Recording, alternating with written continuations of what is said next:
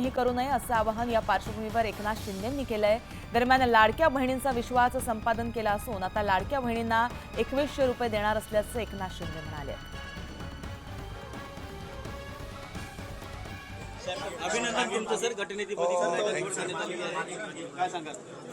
शिवसेना सर्वांनी एकमुखाने सर्व आमदारांनी विश्वास ठेवल्याबद्दल सगळ्यांना धन्यवाद। तुमचा देखील सर्वांनी सत्कार केलेला आहे आणि शिवसेनेची पुढच्या वाटचाली संदर्भात शुभेच्छा दिल्या। तुम्ही देखील सर्व आमदारांचा एक सत्कार केलेला आहे, शाबासकी दिलेली आहे सर्व आमदारांना। सगळ्यांना शुभेच्छा। सगळ्यात तर महत्त्वाचं ज्या मतदारांना खूप खूप शुभेच्छा। मतदारांना धन्यवाद।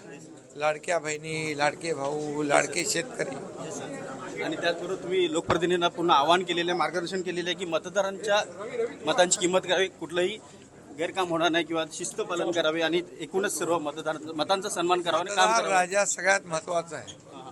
त्यांनी निवडून दिलं त्याचा सन्मान, त्याचा आदर कायम ठेवा, हे लागेल। पुढची सत्ता स्थापनेची पुढची रणनीती कशी असेल तुम्हाला कळू ना, तुम्हाला बोलवणार सर। प्रतोत्पत्ती कोणाची निवड केली जाईल? आता फक्त गटनेत्याची निवड झाली। न्यूज 18 लोकशी मुख्यमंत्री एकनाथ शिंदे यांनी एक्सक्लुझिव्ह बातचीत केलेली आहे आणि त्यांनी माहिती दिलेली आहे आणि सर्वांचे आभार देखील मानलेले आहेत। व्हिडिओ जर्नलिस्ट सचिन कोबडेसह उदय जाधव, न्यूज 18 लोकमत, मुंबई।